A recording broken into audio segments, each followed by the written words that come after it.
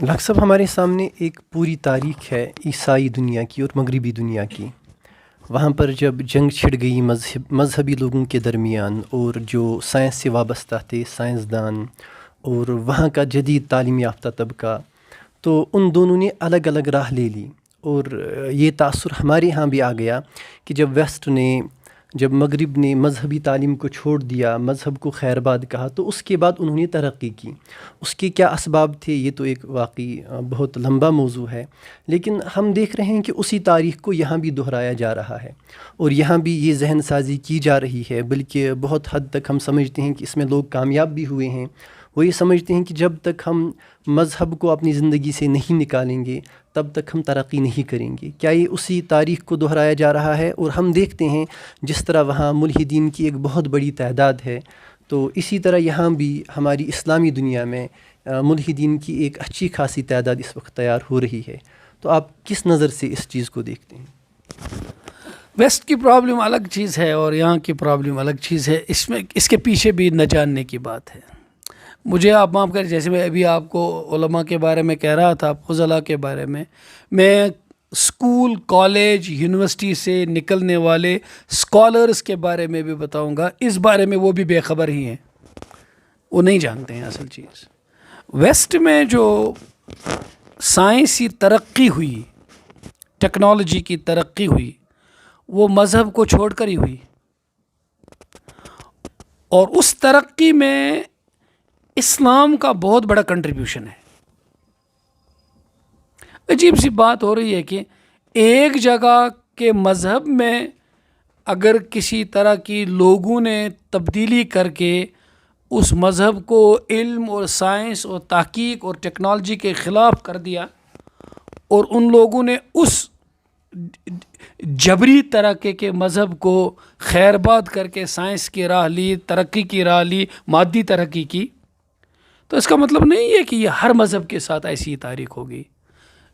اب اس کو میں آسان لفظوں میں اس طرح سمجھانے کی کوشش کروں گا.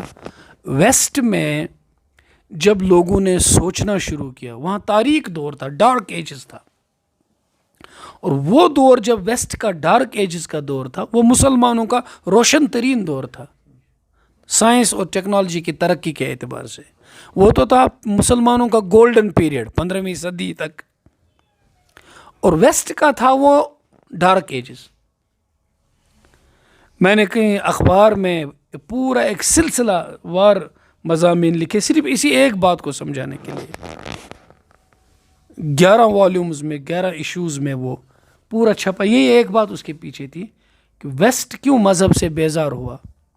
جب انہوں نے سائنس اور افکار کے میدان میں آگے بڑھنا، فری تھنکرز وہ پیدا ہوئے، سوچنے والے پیدا ہو گئے وہاں، تو ان کو لگا کہ ہماری سوچ پہ جو تالے چڑھاتا ہے وہ ہمارا مذہب چڑھاتا ہے.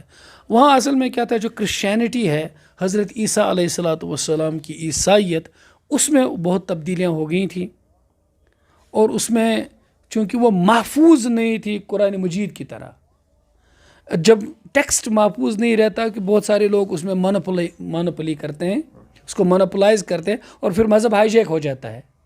تو اس طرح سے ویسٹ کے اندر جو، میں یہ نہیں چاہتا تھا اس بات کو کہوں کہ جس سے یہ اشارہ ملے کہ میں کوئی ریلیجیس بیشنگ کر رہا ہوں، لیکن تاریخ یہی کہتی ہے کہ وہاں جو چرچ رہا ہے، کرسچن کلرجی رہی ہے، انہوں نے سوچ سمجھنے والے، فکر رکھنے والے ریسرچرز کو آگے بڑھنے نہیں دیا. جیسے گیلیلیو کی مثال ہے، جیسے اور بہت سارے سائنسدانوں کی مثال ہے. تو وہ جو آزاد فکر والے سائنٹسٹ تھے نا، وہ وہاں سے بھاگ گئے یورپ سے.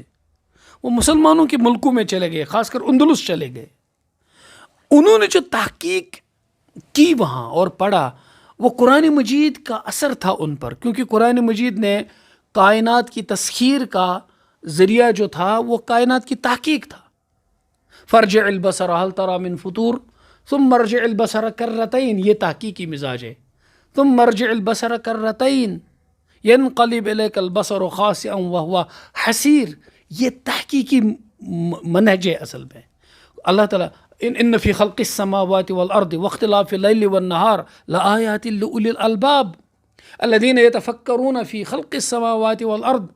یہ کہ تحقیق اللہ تعالیٰ کرواتا ہے تم کائنات کو پڑھو. بلکہ میں ایک بات آپ کو بتاؤں گا اور دلچسپ بات, وہ جو کہتے ہیں کہ اقرا بسم ربک الذی خلق نازل ہوئی, اس میں اقرا فعل امر ہے اور مأمور حضور صلی اللہ علیہ وسلم ہے, لیکن اس کا مفعول کیا ہے, کیا پڑھے؟ اس آیت میں مفعول ہے ہی نہیں. ٹھیک, بسم ربک الذی خلق میتھڈالوجی ہے کہ اپنے رب کا نام لے کر پڑھیے, یہ میتھڈالوجی ہے. ٹھیک ہے, مفعول کیا ہے؟ تو اس میں ایک بہت بڑے عالم نے لکھا ہے اقرا کل مخلوق, تخلیق کائنات کو پڑھیے, ہر مخلوق کو پڑھیے, خود کو پڑھیے. الذی خلق الانسان من علق, خود کو پڑھیے. اب بتائیے اسلام علوم کو الگ کر سکتا ہے؟ علم کی دوئی کا جو اسلام جو قائل ہوگا نا مسلمانوں کے علوم میں, اس کو کہتے ہیں یہ مشرک ہے. کیوں؟ خدا ایک ہے, علم کا سورس بھی ایک ہی ہے, اور کائنات بھی اسی چیز کی گواہی دیتی ہے جس کی گواہی خود قرآن دیتا ہے.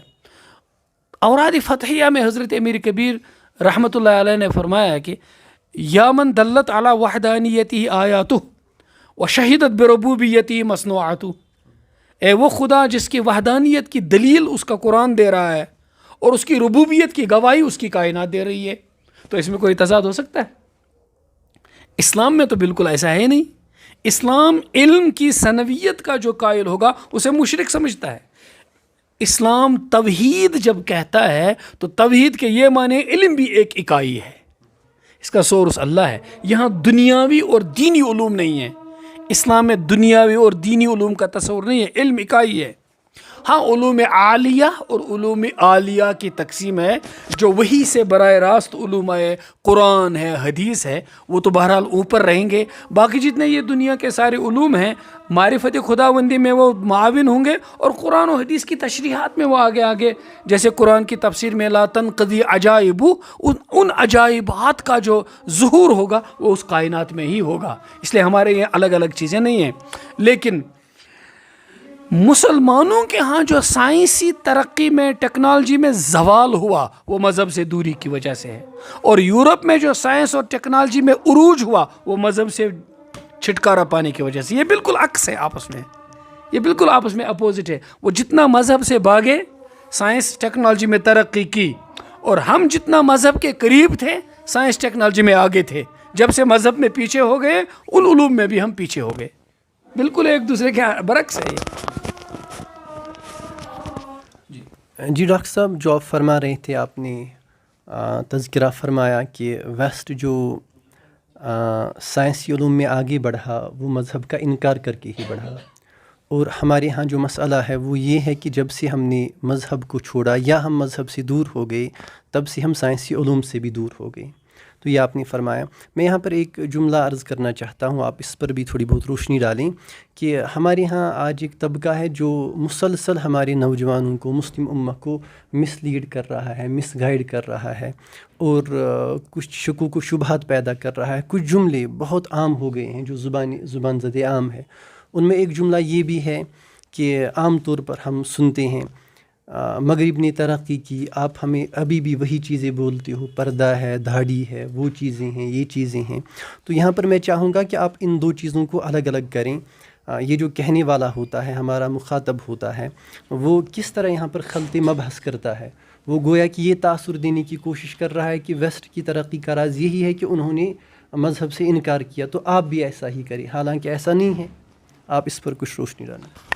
دیکھیے یہ بھی کچھ اچھا نہیں ہوا تھا کہ ویسٹ نے مذہب کا انکار کر کے وہ مادیت کی طرف چلے گئے, مادی ترقی کی طرف چلے گئے. اس سے نقصان ہوا. ویسٹ میں مذہب کے خلاف اتنا تنفر بڑھ گیا, اتنی نفرت ہوگی کہ مادیت کو حقیقت زندگی جو ہے ایبسلیوٹ ریئلٹی کی حیثیت سے پیش کیا گیا. کائنات کا کوئی خالق نہیں.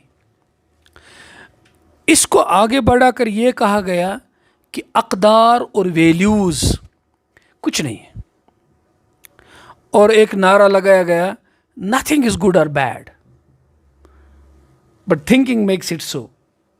صحیح غلط کی جو ہے نا یہ تو مذہب ہی بتا رہا ہے. جب مذہب ہی نہیں ہے تو یہ صحیح غلط کیا ہے؟ اس لیے جو اقدار ہیں وہ ریلیٹیو ہیں، ان کی کوئی حیثیت نہیں ہے. یہ معاشرے کا ایک دباؤ ہے جو مذہب کی طرف سے آیا تھا. تو جب کوئی خدا نہیں، نعوذ باللہ، جب کوئی مذہب نہیں تو کوئی ویلیوز وغیرہ کچھ بھی نہیں ہے. اس طرح سے جو بھی مذہب کا پورے جو انسٹیٹیوشنز تھے ان کو بلڈوز کرنے کی کوشش کی گئی. لیکن ہم جو ہے نا، ہم مخلوق الحال لوگ، مخلوق العقل بھی ہو گئے. ہم نے یہ سمجھا کہ سائنس اور ٹیکنالوجی کی ترقی کا بالکل تعلق اس کے ساتھ ہے کہ ویلیوز کا بھی انکار کیا جائے. ہم نے یہ نہیں سمجھا کہ مذہبی اقدار اور ویلیوز کو ساتھ ساتھ چلاتے سائنس اور ٹیکنالوجی کا اس کے ساتھ کوئی بظاہر ٹکراؤ، یہ دونوں چیزیں ساتھ ساتھ چل سکتی تھیں. ابھی بھی بہت سارے معاشرے ایسے ہیں جو سائنس ٹیکنالوجی کے اس دور میں بھی اپنے اقدار پر چل رہے ہیں. آپ جیوز کو دیکھیے جو کوشیر ہیں، جیوز. ابھی میں نے پڑھا کہ یہ جو کووڈ کے جو ایس او پیز تھے نا جوش کمیونٹیز میں، ان کو جو ایس او پیز لگے مذہب کے خلاف ہیں، انہوں نے ان کو مانا ہی نہیں، ان پر عمل ہی نہیں کیا. ابھی بھی بہت ساری سوسائٹیز ایسی ہیں جو اپنے ویلیوز کے ساتھ چلتی ہیں اور سائنس ٹیکنالوجی میں بہت آگے چلتے ہیں.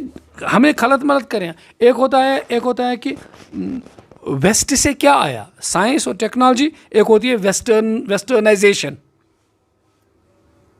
سائنس اور ٹیکنالوجی کا سیکھنا اچھا ہے، اس کو لینا ویسٹ سے بہت اچھا ہے، لیکن ان کے طریقے زندگی کو بھی لینا، ان کے ویلیوز کو بھی لینا اور ان کی اباحیت پسندی کو بھی لینا، اس کے ساتھ کوئی تعلق نہیں ہے. اصل میں عام لوگ اس سے بچ بھی نہیں پائیں گے. کیونکہ عام لوگوں کے اندر یہ قدرت نہیں ہوتی ہے کہ وہ کسی رو کے خلاف چلیں. عام لوگ میں یہاں ان حکومتوں کو بھی بولتا ہوں جن کا اپنا کوئی مضبوط نظریہ نہیں ہوتا ہے. چلو تم ادھر کو جدھر کی ہوا ہو. Edward W. سعید نے لکھی ہے کتاب اورینٹلزم. ایڈورڈ سعید پیلسٹینین مسلمانوں کے بہت زبردست حامی رہے ہیں، تو تھے نہیں وہ خود مسلمان.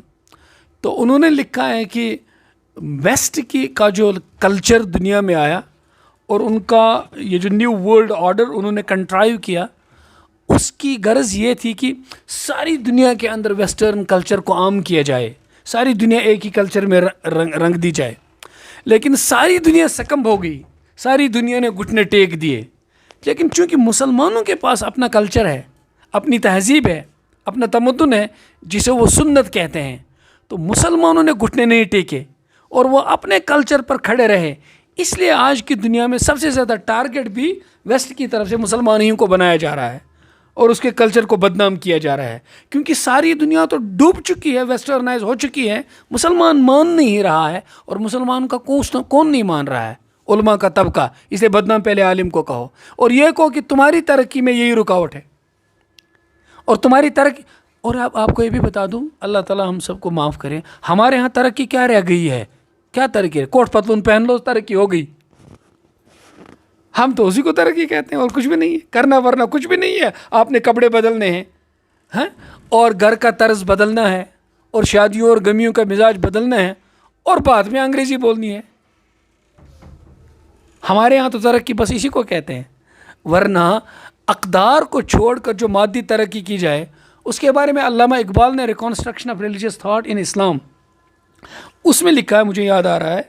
انہوں نے، یعنی اس بات کو میں آسانی سے سمجھانے کی کوشش کروں گا. انہوں نے لکھا ہے کہ ویسٹ نے سائنس اور ٹیکنالوجی میں بڑی ترقی کی، لیکن مورالٹی میں ویسٹ پیچھے رہا. سو دے progressed in the field of science and technology but at the cost of morality. East میں کیا ہوا؟ ایسٹ میں سائنس اور ٹیکنالوجی میں کوئی ترقی نہیں، یہاں تو سٹیگنیشن ہے. لیکن مورل انداز میں ایسٹ آگے ہے. ایسٹ میں اقدار ہیں، ایسٹ میں ویلیوز ہیں. ایسٹ نے اس کو لے لیا. ایسٹ مینس مسلمان، اسلامی مشرقی معاشرہ جب ہم کہتے ہیں تو وہ تو تقریباً اسلامی معاشرہ ہوتا ہے. حالانکہ مشرقی معاشرہ ایک وسیع ٹرم ہے اس سے. پھر بھی ایسٹ کو اگر آپ اپنے معنی میں لیں گے وسیع معنی میں، تب بھی ایسٹ بچا ہوا ہے ویسٹ سے. چاہے وہ مسلمان ہوں چاہے غیر مسلمان ہوں، ایسٹ لفظ میں وہ بھی آتے ہیں.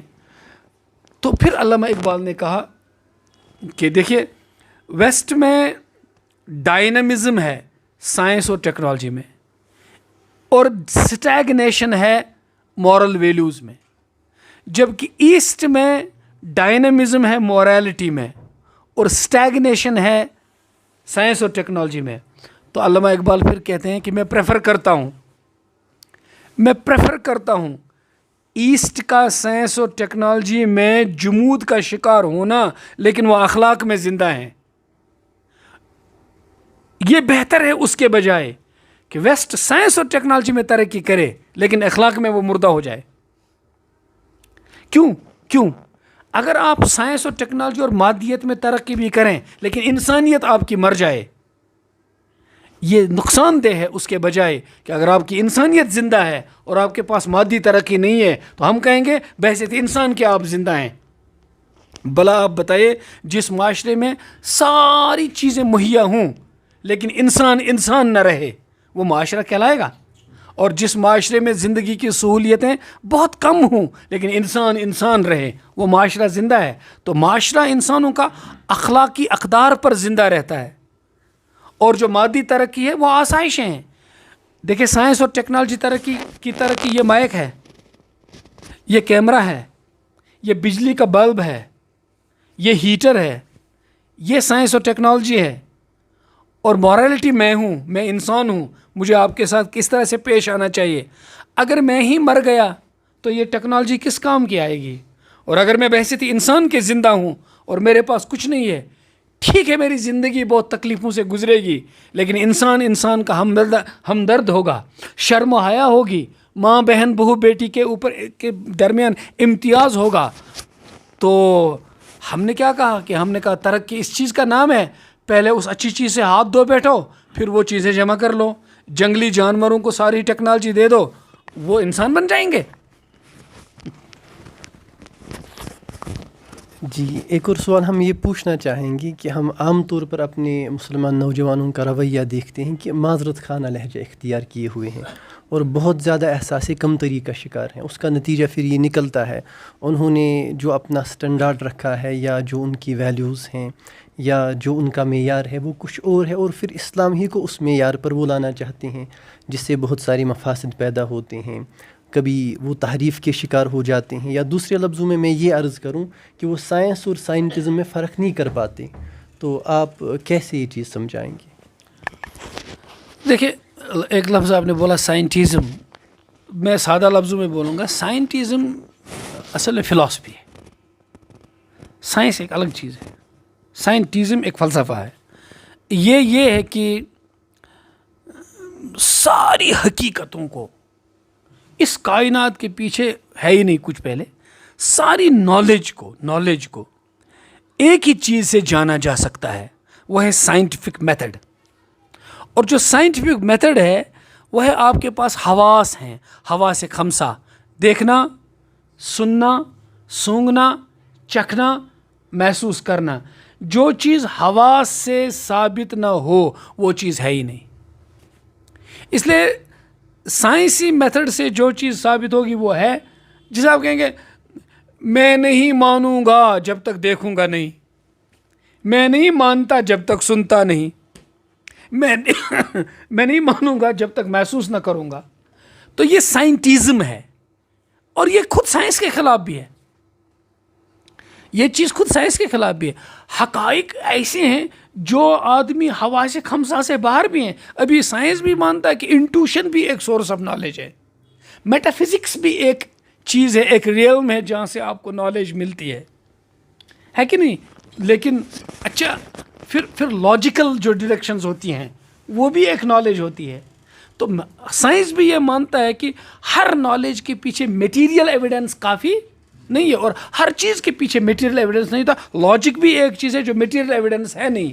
تو اس طرح سے پتہ چلا کہ سائنٹزم چلنے والی چیز نہیں ہے. اب آپ اس چیز کو جب آپ مذہب پر فٹ کرتے ہیں تو آپ کو لگے گا کہ مذہب تو ان سائنٹیفک ہے، آپ کہیں گے مذہب ان سائنٹیفک ہے. ایسا نہیں ہے. حقائق ایسی بھی ہیں جو حواس خمسہ سے اوپر ہے. اے ای مینڈر ایک سائنسدان گزرے ہیں، ان کا کہنا ہے کہ دیکھیے جو آپ کی سینس پرسیپشنز ہیں یہ کام کرتی ہیں لیکن ایک لمٹ تک کام کرتی ہیں سینس پرسیپشنز.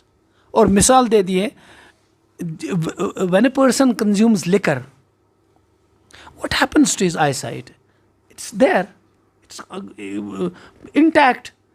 لیکن کیا ہو جاتا ہے کہ وہ جب اپنی ماں کو دیکھتا ہے وہ سمجھتا نہیں ہے یہ ماں ہے. ہوا کیا؟ آنکھ تو دیکھ رہی ہے عورت کو لیکن عقل سسپینڈ ہو گئی, اس کی ریزننگ رک گئی شراب پینے کی وجہ سے. اس کا مطلب ہے کہ سینس پرسیپشنز کے کام کرنے کی ایک حد ہے, اس کے آگے عقل کام کرتی ہے. آنکھ صرف عورت کو دیکھتی ہے لیکن یہ ماں ہے یا بہن ہے یا بہو ہے یا بیٹی ہے اس کی تمیز عقل کرتی ہے. آنکھ صرف شکل کو دیکھتی ہے, اس کی تمیز عقل کرتی ہے. گائے جب اپنے بچھڑے کی آواز دیوار کے اس پار سے سنتی ہے تو گائے اس آواز کو پہچان کر کے سمجھتی ہے کہ یہ میرا بچہ ہے, میرا بچہ ہے. یہ گائے کی آنکھ نے اور کان نے نہیں کیا, کان نے صرف آواز کو سنا, اس کو پہچانا اور ڈیسائیڈ کیا عقل نے. لیکن جب نشہ پلا دو اس گائے کو وہ تو کچھ بھی نہیں کہے گی. تو انہوں کا کہنا یہ ہے کہ سینس پرسیپشن کا ایک حد ہے, اس کے بعد عقل کی ایک حد ہے, لیکن عقل کی بھی حد ختم ہو جاتی ہے. عقل بھی ایک حد کے آگے نہیں کام کرتی ہے, اس کے بعد کام کرتی ہے خدا کی وحی, اللہ تعالیٰ کی وحی. اور اس وحی کو ایسے ہی آپ لوگ مان لو جیسے آپ سینس پرسیپشن کے آگے عقل کو مان لیتے ہو. بہت ساری چیزیں عقل سے بھی, یعنی یہ ہے کہ آپ کو مینز آف نالج کیا ہے. مینز آف نالج آپ کے پاس حواس خمسہ ہیں, اس کے بیونڈ آپ کی ریزننگ ہے. جیسے آپ نے دیکھا اس بلڈنگ پہ سفید دیوار بنی ہوئی ہے, یہاں فین لگا ہوا ہے, آپ اچانک سے آ گئے, آپ نے اس بالکل دشت ہے, صحرا ہے, اور وہاں ایک مکان بنا ہوا ہے, وہاں فین لگا ہوا ہے, کوئی آدمی ہے نہیں, لیکن آپ جو گئے تو آپ نے کہا کہ یہاں ضرور کوئی میرے سے پہلے آیا ہے, لیکن آپ نے کسی آدمی کو دیکھا نہیں. لیکن آپ کہہ رہے ہیں کہ یہ فین کون لگائے گا, یہ تو ضرور کسی نے لگایا ہے, کیونکہ آپ کی عقل نے بتایا. گویا سینس پرسیپشن سے آگے اب آپ کی عقل کام کر رہی ہے. اب اسی عقل سے ذرا کائنات کو دیکھو, یہ کائنات کتنی حکمت سے بری ہوئی ہے, کیسی چیزیں اس کائنات میں لگی ہوئی ہیں. خود انسان اپنی تخلیق پہ غور کرے, خود اس کائنات کے اندر کے محکم نظام پہ غور کرے, اور پھر اسی طریقے سے نتیجہ نکالے جس طرح سے اس بلڈنگ سے نتیجہ نکالا تھا, تو وہ تو خدائے وحدہ لا شریک تک پہنچ جائے گا. تو اس طرح سے یہ کہنا کہ بھئی سائنٹزم ہی کافی ہے, یہ تو خود عقل و شعور رکھنے والے لوگوں کے سامنے بھی چلنے والی بات نہیں ہے. ڈاکٹر صاحب میں یہی پوچھنا چاہ رہا ہوں کہ یہ جو ہم کہہ رہے ہیں کہ عقل بھی معیار ہے, اس سے بھی علم حاصل کیا جا سکتا ہے, اور پھر اس کی بھی لمیٹیشنز ہیں, جہاں وہ ختم ہوتی ہیں وہاں سے پھر وہی کی شروعات ہوتی ہے. تو یہ تو ہماری اپسٹمالوجی ہے. ہم یہ پوچھ رہے ہیں کہ اس وقت جو مسلم نوجوان ایک بہت بڑی تعداد ہے, وہ ہر چیز کو اسی سائنس سے سمجھنا چاہتی ہے. آج ہی کا سوال ہے, ایک مسلم جوان پوچھ رہا تھا کہ مجھے بتائیں کہ بدکاری میں کیا برائی ہے, لیکن مجھے بتائیں سائنٹیفکلی اس میں کیا خرابی ہے. تو میں یہ پوچھ رہا ہوں کہ یہ تو ہماری اپسٹمالوجی ہو گئی کہ عقل بھی علم کا معیار ہے یا علم کا سبب ہے, اس کے بعد وحی بھی ہے. لیکن جو اس وقت ایک ماحول بنایا جا چکا ہے اور ان سب چیزوں کا انکار کیا جا چکا ہے, میں اس تعلق سے پوچھتا ہوں کہ ان نوجوانوں کو ہم کیسے ٹیکل کریں. بہت آسان ہے, بہت ساری چیزیں ایسی ہیں. یہ سوال پوچھنا کہ بتائے مجھے سائنٹیفکلی اس میں کیا پرابلم ہے اگر بدکاری کرے آدمی, اللہ تعالیٰ بچائے. کیا سائنس سائیکالوجی کو مانتا ہے؟ علم نفسیات بھی تو ایک سائنس ہے. اسے یہ کہیے کہ تم جس کے ساتھ گناہ کرنا چاہتے ہو کسی کی بہن ہے, اور اگر ایسا ہی کوئی معاملہ آپ کی بہن کے ساتھ کرنا چاہے, وہ خود ہی اندر سے بولے گا ایسا نہیں ہونا چاہیے.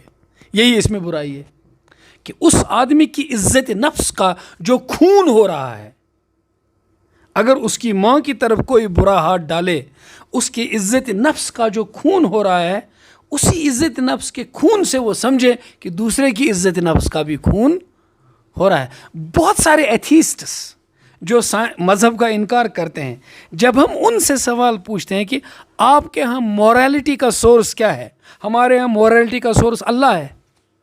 ہمیں اللہ کوئی حکم دیتا ہے تو ہم اخلاق اور اقدار اختیار کرتے ہیں. آپ کے ہاں مورالٹی کا سورس کیا ہے؟ وہ ایک سہارا یہ لیتے ہیں کہ ہمارے ہاں مورالٹی کا سورس سائیکالوجی ہے. ہم اس لیے کسی پر ظلم نہیں کرتے کیونکہ ہم کہتے ہیں کہ کوئی یہ نہیں چاہتا ہے کہ میرے خلاف ظلم ہو. ایک پہلو یہ بھی درست ہے، لیکن یہی سارے پہلو نہیں ہیں. اس آدمی کو یہ بتائے، کیسے بتائیں؟ حضور صلی اللہ علیہ وسلم کے پاس ایک جوان آیا، اس کا نام جلیبیب تھا. اس نے کہا کہ مجھے اجازت دے دیجئے گناہ کرنے کی.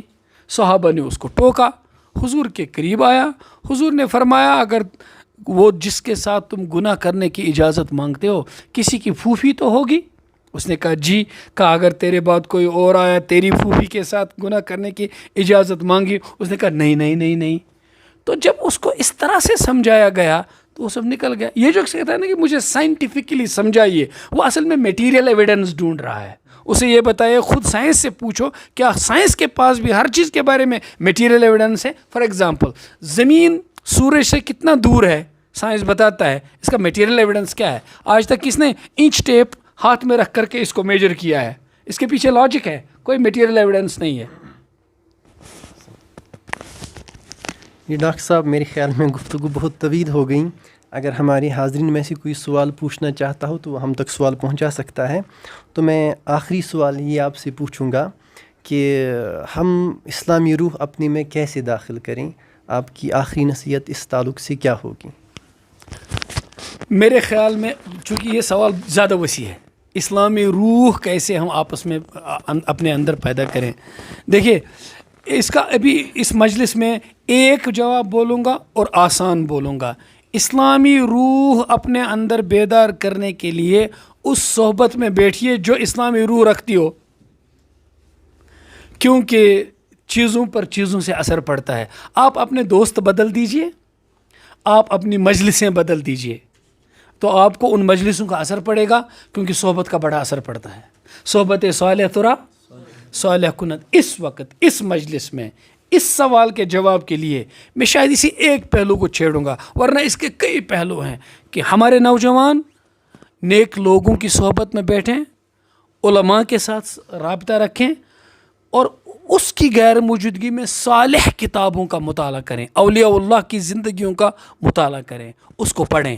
اور نیک لوگوں کے جو آس پاس آپ کی سوسائٹی میں ہوں، ان نیک لوگوں کے ساتھ اپنی صحبت رکھیے اور آپ کی زندگیوں میں ضرور تبدیلی آنا شروع ہو جائے گی انشاءاللہ ثم انشاءاللہ. ورنہ اگر میں بہت ساری اور چیزیں بتاؤں گا آپ کا سوال ہوگا پھر اس چیز کو کیسے پیدا کریں، اس کے لیے جو چیز پیدا کرنی ہے اس چیز کو کیسے پیدا کریں. آسان طریقہ یہ ہے کہ نیکوں کی صحبت میں بیٹھیے، نیک لوگوں کے ساتھ اٹھنا بیٹھنا شروع کیجئے، اپنے وہ دوست بدل دیجئے جنہوں نے آپ کی راہ کو غلط ڈگر پہ ڈالا ہے، اور صالحین کے ساتھ اٹھیے بیٹھیے، آپ کی زندگی میں ضرور تبدیلی آ جائے گی.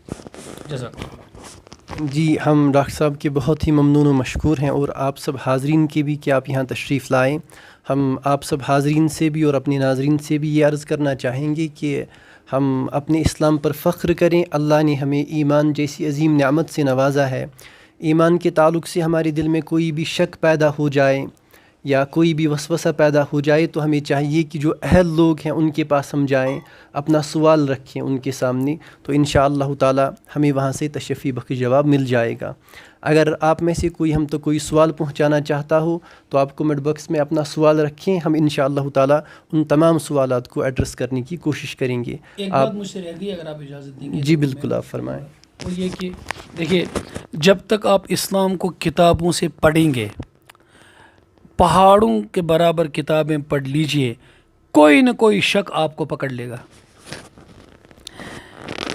شکوک کا خاتمہ ہو جاتا ہے اسلام پر چلنے سے.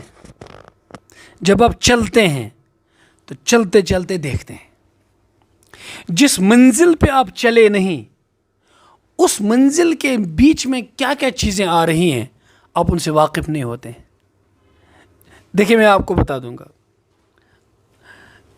غور سے اس بات کو سنیے، غور سے اس بات کو سنیے.